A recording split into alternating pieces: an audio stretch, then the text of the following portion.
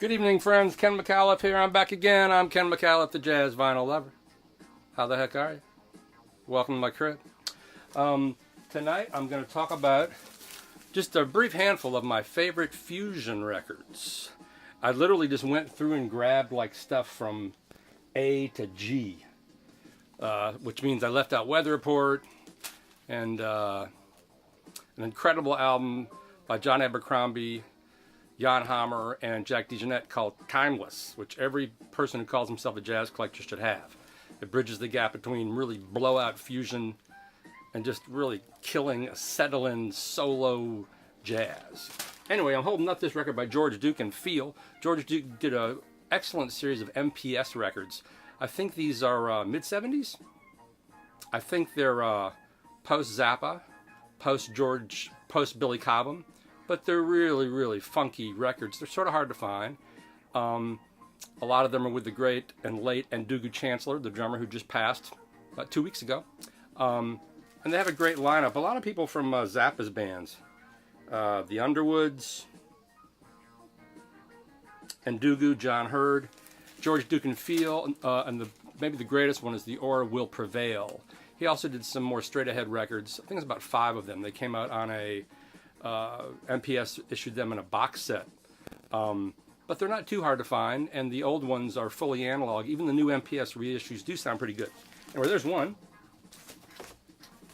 Brandon Fields, the Traveler, from the early to mid-90s with Vinnie Colaiuta and Michael Landau and all those killing mofos from the West Coast, many of whom went on to play on the Joan Rivers Band and all sort of LA fusion work. John Patitucci's probably on here. Yeah, this is West Coast, but it's pretty killing, and it's very adventurous, and it's kind of the birth of the GRP scene in the early 90s. Going back also to the 70s, the Brecker Brothers, heavy metal bebop. This has the great Terry Bozzio on drums, as well as Neil Jason, and some really, really killing players and some great tunes, the best one being Sponge and Squids. They did a series of records, but a lot of the earlier Brecker Brothers records on Arista are meant to be hits. You know, they're like doing their blue-eyed soul funky routine. They're pretty funky, but they're also pretty disco-fied. Kind of a hard-to-find record on Bob James' label, Mark Colby, a saxophone player. These are slick, but they're really pretty good records. You know, the cross a line between kind of David Sanborn-ish R&B and a typical great New York rhythm section of Gadd and Steve Jordan and Will Lee and Bob James. I don't know whatever happened to Mark Colby. He made 2 albums, but they're really, really funky for their time. These are also mid-70s. You can't list the great fusion albums of all time without mentioning Billy Cobham's Spectrum. Still an incredible record. I think it was the first jazz rock album to go gold. Showed off Cobham's talent as both a soloist and a composer. There's some really beautiful tunes on here. Spectrum, Lilies, Quadrant 4, and some amazing solos and forest trading between guitarist Tommy Bolin and keyboardist Jan Hammer. Just absolutely nailing it to the wall, but extremely musical and melodic, and Cobham sounds wonderful. It's a beautifully produced record as well. He's playing his 5s drums, which if you open it up, you can see Billy playing this beautiful 5s drum kit. This is really a great, great record. One of the classics. This next record is really not a fusion record, but it sort of fits into the canon. Chick Corea's Light as a Feather with Airto, Stanley Clarke, and Flora Purim. You know, the beginning of Chick writing standards such as Spain, Light as a Feather, 500 Miles High. Just a great record. Airto's a great swing drummer who never really got his due as a drummer, more as a percussionist. But this is a beautiful album. This is a beautiful Sunday record.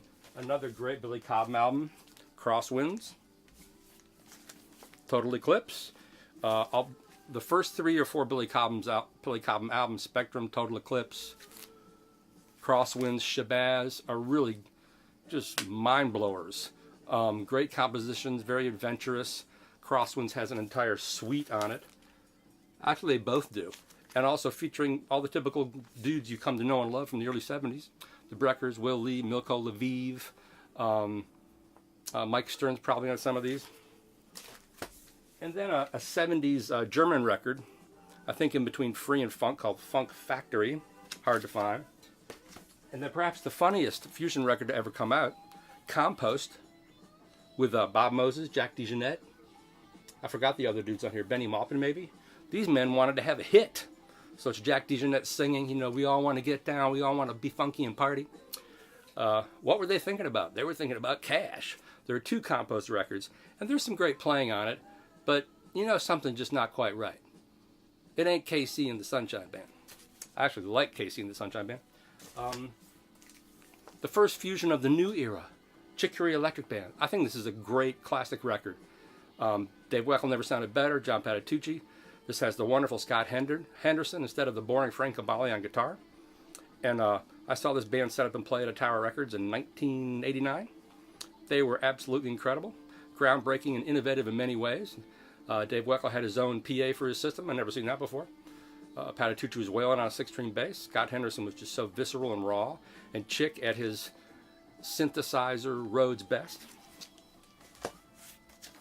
Yeah, yeah, yeah. Yeah, yeah, yeah.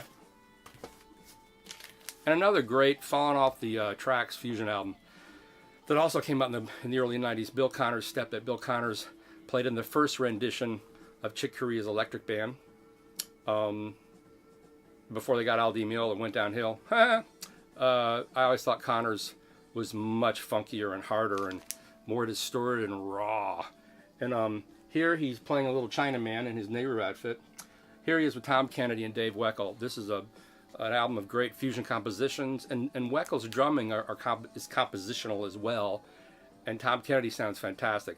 These are really memorable tunes.